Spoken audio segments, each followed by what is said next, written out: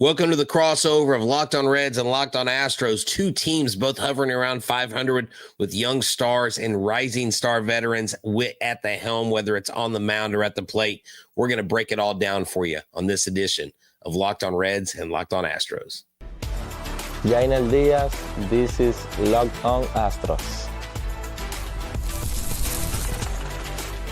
Hello and welcome to Locked on Astros, your daily Astros podcast. Here are your hosts, Eric the Man Huysman and Brett H-Town Wheelhouse Chancey. We are Locked on Houston Astros. We update you join us for a daily Locked on Astros podcast. My name is Eric Huysman. You can find me on X at Eric Talks Shows. Find the show at Locked on Astros, your team every day. Brett, where can I find you at? Look, you know where to find me at H-Town Wheelhouse on X, Instagram, and TikTok, and on all over the socials. Just look me up. You'll find me. But I want to introduce our guest tonight. It is Mr. Jeff Carr from Locked on Reds. Jeff, tell everybody where they can find you, and welcome to the show. Thanks for having me, guys. You can always follow me over at Locked on Reds, wherever you get Locked on Astros, and you can follow me on social at Jeff Carr with 3 Fs. That's X, TikTok, Instagram, all the good stuff. Jeff, sorry for the loss. We'll talk about that later. But guys, thank you for making the Locked on Astros podcast your first listen every day. Whether it's on YouTube, go ahead, subscribe to us, make us first listen. Apple, Odyssey, Spotify, wherever you listen to podcasts, go and check us out. This episode is brought to you by Amazon Fire TV Stick 4K. Turn any TV into your Xbox. No console needed. Head it to Amazon.com/Fire TV Locked On to learn more. So I know that y'all just had extra innings. I know that was a little bit exciting. You can explain what happened at the end in a second. But what we have is a situation where I know Terry Francona is not a first-time manager, and I know that Joe Espada is in his second year, but he's still in his beginnings as a manager. But I know that Francona is new to the Reds, and he's going through, he was kind of had high hopes. I'm assuming with what the Reds went through last year with their winning last year and just having Elly De la Cruz there. How is Francona doing there? How is Reds fans adjusting to him as a manager? I think he's doing pretty well, and he's not perfect. In fact, on opening day, he made his first mistake when he brought in not the best guy to get the final outs in the ninth inning, and not the best guy being Ian Jabot, ended up blowing that game, and the Reds lost on opening day. And so immediately the honeymoon was over for Reds fans because, you know, there was a bunch that were like, oh, see, he's not going to fix this team. But it's like, you got to have a little bit of patience here. You don't make the playoffs in April. You make the playoffs in October. So it's a long process of building. And I think that for that part, he is doing the right things. He's putting guys in the right positions. We've got a young pitcher who is really exciting out of the bullpen named Luis May, who he pitched a beautiful inning last night where he only threw 8 pitches. And it's kind of one of those things where you think he'd come out in the next inning, and they didn't do that. And Terry Francona said after the game, he's like, he's just starting his career. I don't want to put added pressure on him already.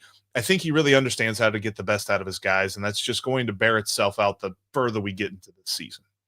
Yeah, you have him, a seasoned veteran, someone who's won a World Series title, and flipping over to Houston with Joe Espada, who Joe Espada coming in was the guy that got the torch handed to him from Dusty Baker, who won his first World Series and won the Astros' second World Series in club history.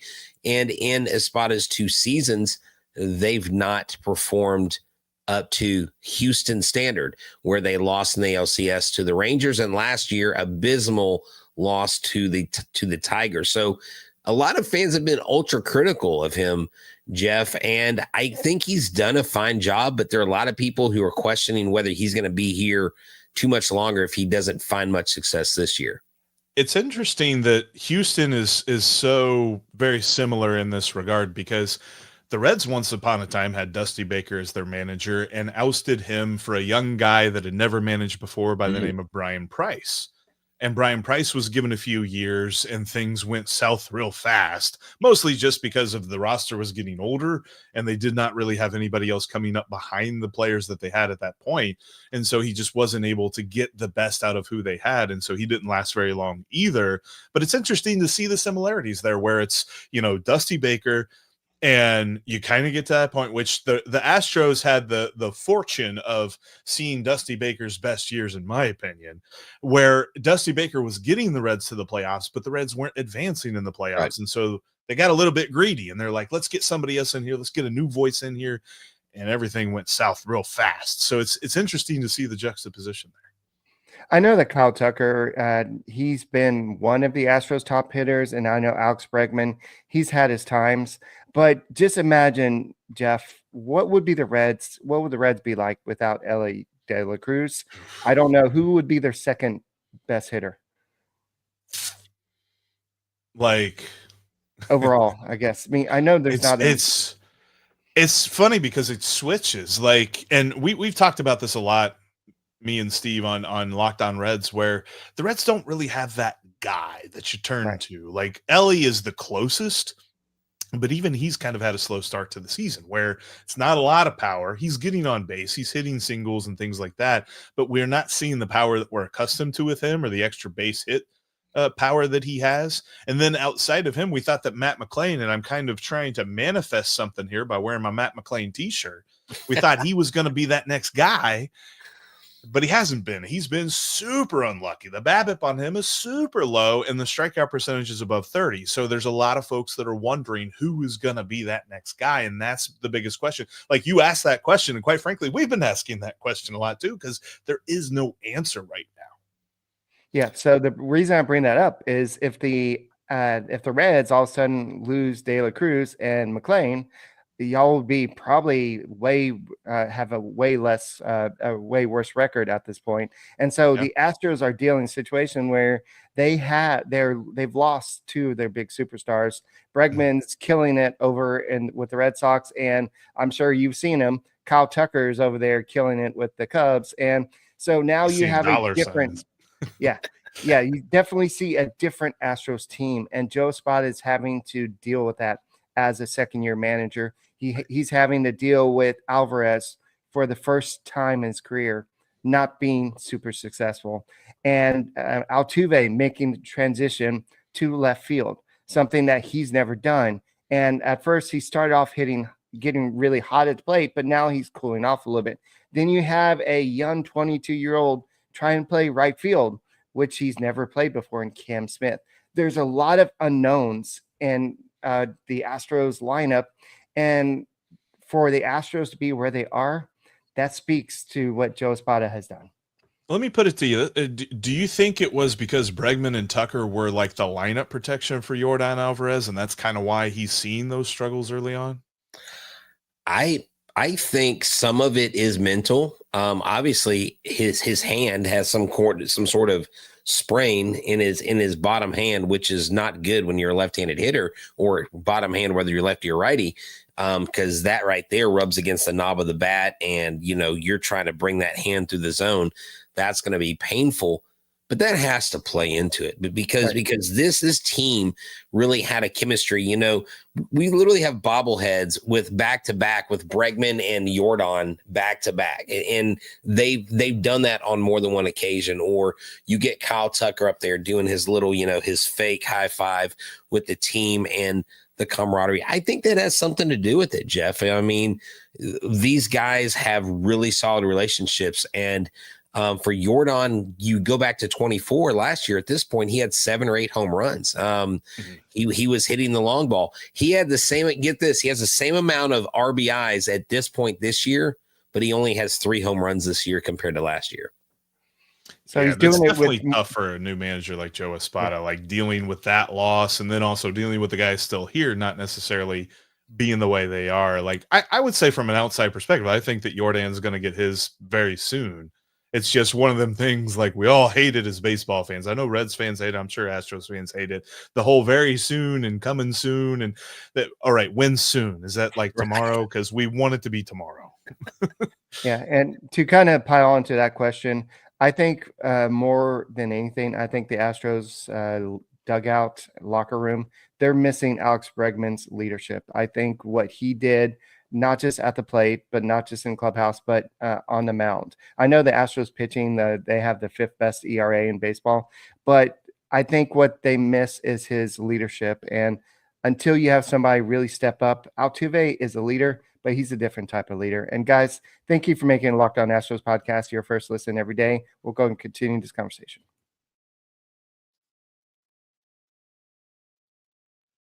Whether you're gearing up for back-to-back meetings, shuttling kids back and forth to activities, or tackling an endless to-do list, your morning sets a tone for it all. That's why it should start with the perfect cup of coffee crafted just for you. Trade is the #1 coffee destination in the U.S., delivering fresh, incredible coffee from over 50 of the nation's top roasters. Whether you're a cold brew fan or pour-over purist, they've got you covered. Well, this is what's great. You take this quiz. Once you get the quiz, they send you the coffee you want. The first bag they sent to me was spot on and amazing.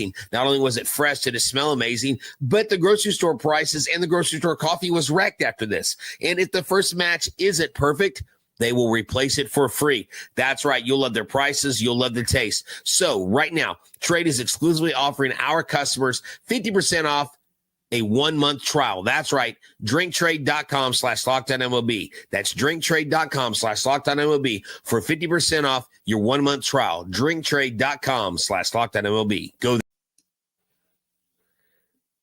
Did you know your Fire TV stick is also an Xbox? Turn any TV into your gaming and entertainment hub with Fire TV Stick 4K devices. No console required. Just grab your paired controller, subscribe or sign into your Xbox Game Pass Ultimate with EA Play included, and you're ready to play. Dive into hundreds of premium titles from EA Sports College Football 25 to Call of Duty Black Ops 6 and Avowed as easily as you stream your favorite shows. It's gaming made simple, and it's all on Fire TV. With Wi-Fi 6 and 6E and low latency mode, advanced technology, Fire TV Stick 4K delivers smoother, more responsive gameplay with lightning fast speeds. You need to stay competitive. With 4K streaming, watch more than 1.5 million movies and TV episodes from your favorite subscribed services like Netflix, Prime Video, Disney Plus Max, and so much more. Your high-quality gaming experience is amazing. And if you have a console, the Fire TV Stick 4K device is more affordable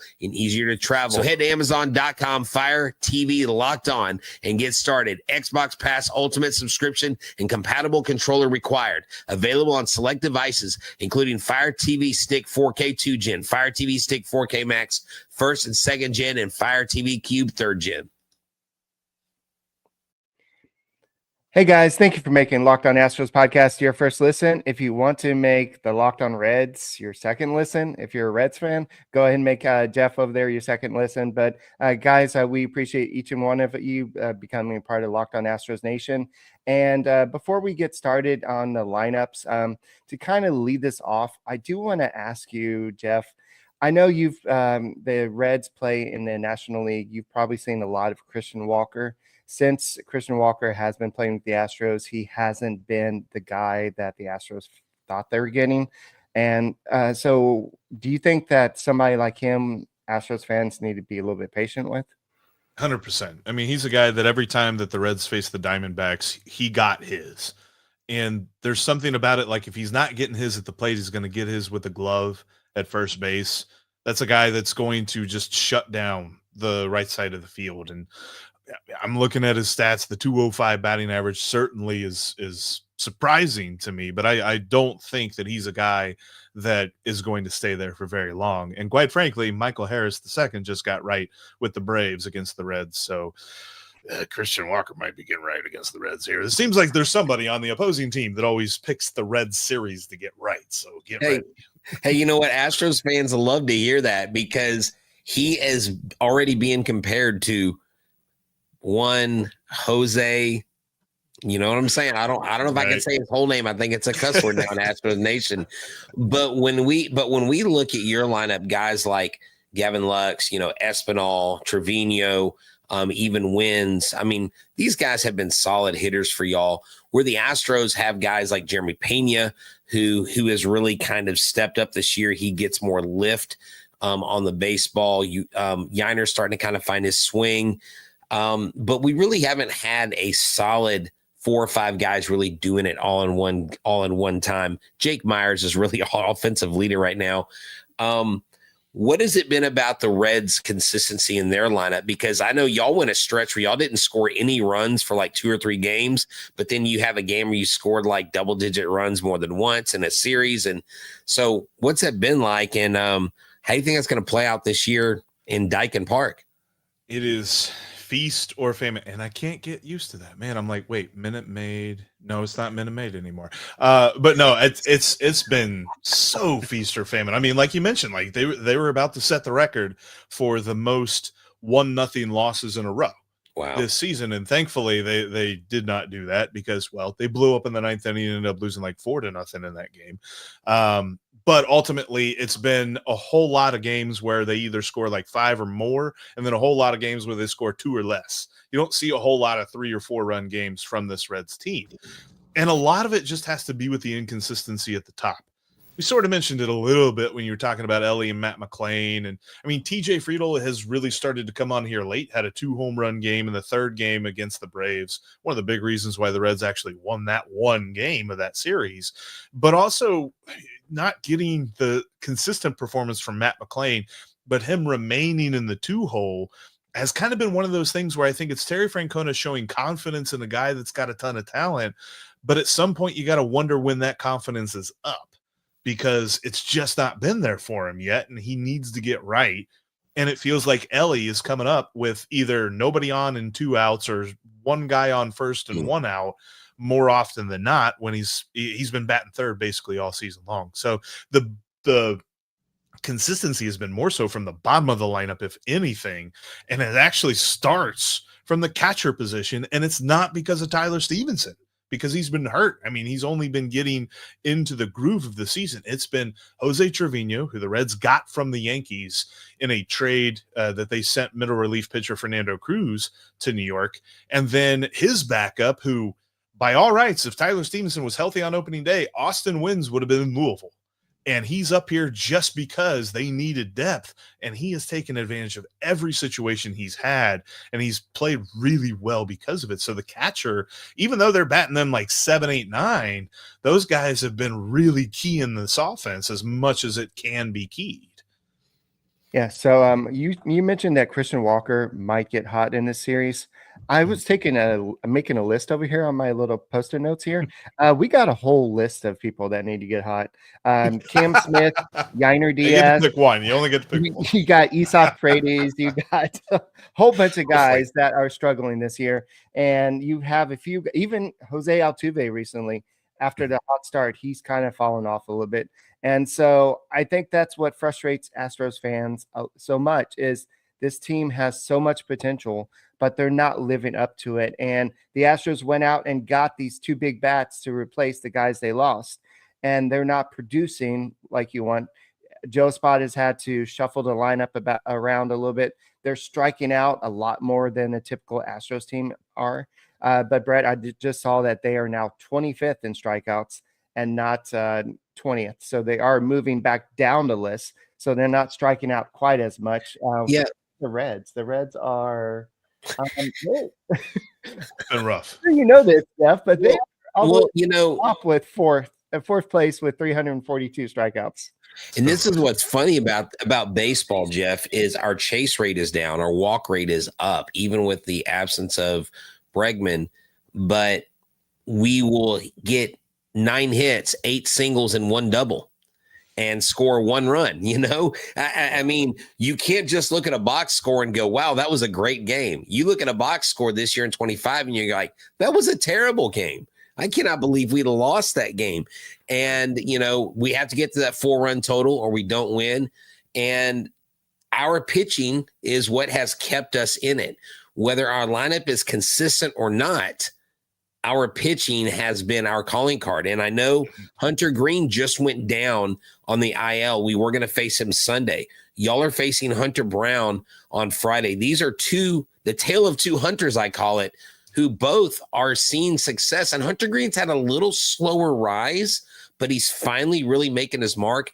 I think he's the cornerstone of y'all's staff. I think our Hunter Brown is the cornerstone of our staff as well. Without a question. And you know, Hunter Greene left his start on Wednesday in the 4th inning. He was throwing some warm-up pitches, felt a pull in his groin on his left leg, and ended up leaving precautionarily. He did get put on the IL. Probably will see the minimum because tests came back that he only had a grade 1 strain. The best possible news, outside of not having an injury at all. So that was good to hear. But yeah, he is going to miss a couple of starts. But with that, the Reds are going to run out Nick Martinez tonight, Brady Singer on Saturday, and Andrew Abbott on Sunday. And really, the Reds starting rotation has been the strength of the team as well. It's probably going to be an interesting series to look at the over-under and see if you really want to take the over or not, because there's going to be a well-pitched series, I believe. I think Houston's bullpen is a little bit better than the Reds, but the Reds bullpen has potential to be really good. They've had some really good games in the past, although they're now coming off of a game where they blew a save in the 9th inning in Atlanta, but that's neither here nor there. Like, this is going to be a very low-scoring series, I would expect, because Nick Martinez has come on here recently, and Brady Singer has he's been better than advertised. I thought he was going to be a consistent 6-inning, 4-run, every 5th day kind of guy, and then you just hope that your lineup can kind of help him out there. He's been a lot better than that, and a lot of it's just been about the swing and miss stuff. His swing and miss stuff has been much better than advertised. So I think it's going to be interesting to see how this goes, because I have been looking forward to watching Hunter Brown. I haven't got a chance to watch him on the MLB At Bat app. I was just kind of hoping to be against another team that I didn't have to worry about the Reds lineup not hitting more. Well, Yeah, diesel in, diesel out. So just watch it. Just watch. Yeah, it's definitely going to be a interesting, just like watching Hunter Greene's rise. Hunter Brown is a emerging ace, and a lot of people say that he is the Astros ace. So, guys, we're going to continue discussion next on the Locked On Astros podcast. The NBA playoffs are in full swing, and every night delivers highlight-worthy performances like Tyrese Halliburton's clutch three-pointer or Draymond Green's incessant complaining every time the ref blows a whistle and doesn't call him for a tech. But it doesn't matter, because there's player props on winning shots, on breakout players, and so much more. Same-game parlays, performance trends, player props, from tip-off to the very end, you are covered, and you can win big. Why wouldn't you want to win $200 on your first $5 bet if that wins? I know I would. I love FanDuel. It's easy to use. It's there for the biggest moments. So right now, new to FanDuel, that is perfect, because you can sign up. Head there right now, FanDuel.com, and place your first $5 bet. If it wins, you'll get $200 in bonus bets. Make every moment more with FanDuel, the official sports betting partner of the NBA. Hey guys, thank you for making Locked On Astros podcast your first listen every day. Whether it's on YouTube, go ahead, subscribe to us. Go and check out Locked On Reds if you want to hear all about the Reds. And Jeff, I want to give you 30, 45 seconds to vent, because I know the game ended very poorly. So I'll give you 30, 45 seconds to let it all out. Yeah, just a quick one on this one, because the Reds had a tough 4-game series with the Braves that they ended up losing 3 out of 4. 2 of the 3 games were some really questionable calls, or 2 of the 4 games, there were some really questionable calls where they were talking about the letter of the law. In game 2, Tyler Callahan makes this amazing sliding catch. Dude just made his major league debut last week, and he makes this amazing sliding catch to end an inning, and he slides into the wall in left field and breaks his arm with which he caught the ball with. And the ball comes falling out of his glove because, well, he can't feel his hand anymore. And the umpires got together and said, well, by the letter of the law, that's not a catch. And all the Braves runners were doing their thing like they're supposed to do, and they all rounded the bases. So that was a 2-run inside the park home run, according to the umpires, and not a catch. Really dumb. Then you fast forward to Thursday, the Reds blow a lead in the 9th inning, which was really frustrating to see, but they were able to force extras. And then in the 11th inning, with 2 outs and a runner on first base, Blake Dunn decides to steal. And that was the plan, as we was stealing. And as he slides in, Ozzie Albies, the second baseman for the Braves, drops his knee down in front of second base, which by the letter of the law, as they so wonderfully quoted to us the other day, is obstruction. So Blake Dunn should be safe. Oh, but it didn't count for some reason, and Blake Dunn was out, and that was the end of the top of the 11th, and the Braves won in the bottom of the 11th. So they didn't lose because of that one specific messed up call. And there was a lot of other things that the Reds missed opportunity-wise. Runners in scoring position was not a good thing for them in this series. But ultimately, you just leave Atlanta with just the most frustrated feeling, knowing that felt like they could have split the series, maybe even won 3 or 4 themselves, had a couple of other calls went the other way. So the Houston Astros, their last 6 games versus the Reds are 0-6, Jeff. So we're hoping to turn our fortunes around. I just looked it up because we've got the best viewers who watch us live, the best listeners on audio, because they send us stuff all the time. And they said, I don't think we beat the Reds in a while. And I looked on StatMuse and going back to 2023, yeah, we're basically 0-6, and they haven't been small. 12-5, 3-5, 7-9, 3-10. So there's been a lot of runs scored. So hopefully, not that we're glad that Hunter Greene is hurt, but maybe Hunter Greene not being in there will help us a little bit, and having Hunter Brown on the mound Friday. Who knows? I think I would like to see some electric plays from Elly De La Cruz, but it not hurt the Astros in the win column. He's an exciting young player. I definitely look forward to watching him this weekend. Yeah, he had a really awesome run scored in the first game of the Braves series. Didn't end up leading to a win, but he scored from first base on a play, he scored on second base on a hit from Santiago Espinal that bounced in front of the center fielder. The center fielder got it on one hop, but Elly scored from second on that play. Like, I don't think a lot of players in this league do that. It's just crazy to see him run the base. Like, you blink and he's already to the next base. It's crazy. So I know that it's which team will get hot first, and I know that it sounds like the Astros record versus Reds is not good. But the Astros right now are 18. They're third place in the AL West. They have 85.5% chance of making to the postseason. Jeff, I know before the show we were talking about the Pythagorean win record. The Astros record based on how many runs they've scored is 20-16. So if you look, this is before today's disaster. The Reds were 19-19 in second place with a 5.6% chance of making the playoffs, thanks to Cubs. But their win record is the Pythagorean win record is 22-16 based on how many runs they've scored. So the question is, which team will get hot next, and which player really needs to get it going to get hot? Well, I think the Houston Astros, I can say this. Wait till Yordan Alvarez gets back. But until then, if Jeremy Pena continues to lift the ball, if Yainer Diaz can get hot, if Christian Walker can just start hitting, half as good as he's been, like in the right direction, then I think the Astros have the potential to get hot and stay hot because their pitching has been their calling card. Their bullpen, as Jeff mentioned earlier in the show, and we know our starting rotation, even though we do have 1 or 2 guys down, we have Lance McCullers who came back, and he's been a nice addition. I think he'll continue to improve. But I think our injection into being hot may be a little easier because we are in the AL West. I don't know. What do you think about the Reds? I don't know what y'all's schedule is the next month, but do you think you guys have a chance to be that team?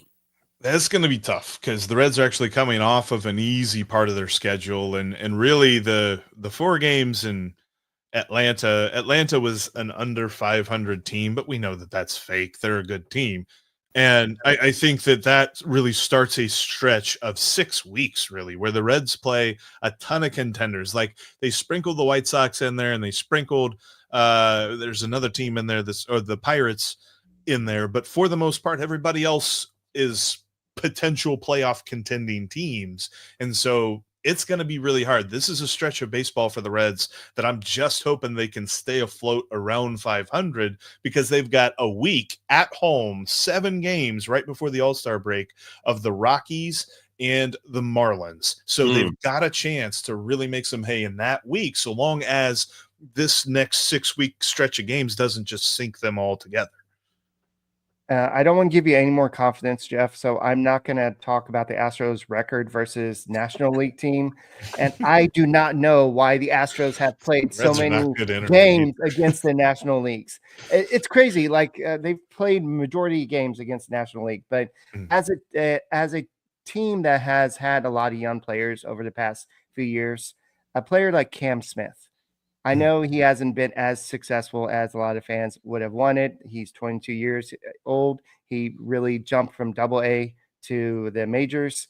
How long do you think a team like the Astros with playoff aspirations will give him? That's a tough one because it's a much different answer if he were a Red, because the Reds give these guys a lot of time because they don't make a lot of moves. The Astros do make the moves when they need to make them. And I'm a little envious of that. Your front office knows how to run a baseball team. But I really feel like he's going to get a little bit more time. I feel like you don't bring a guy up from Double-A to give him a short period of time to figure it out. You're going to give him a nice long runway. And it might not be, if right field continues to confound him, maybe it's something they move him around to find a position where he excels at, because a guy like him, all you got to do is accentuate his strengths. Because right now he's trying to be everything, because he got called up from Double-A and everybody, there was a lot of fanfare around it, and rightfully so. He's a really talented player, but he in his mind feels as though he has to win the ball game, and he's on a team full of dudes that he doesn't have to be that guy to always do that. He can just be a part of the win. And I think once he understands that, you'll see him blossom, because we've seen that with guys on the Reds. Like even Elly De la Cruz has gone through stretches, especially his first year in the season last year, his first full year in the league, where he felt like he had to do everything and he was getting picked off and he was striking out a lot and he was making errors left and right. And it's like, there's 8 other guys on the ball field, man. You just got to trust them a little bit. They're your teammates. They're working with you. Yeah, exactly. Now, real quick, Jeff, one bold prediction for the Reds this series. What do you got for us?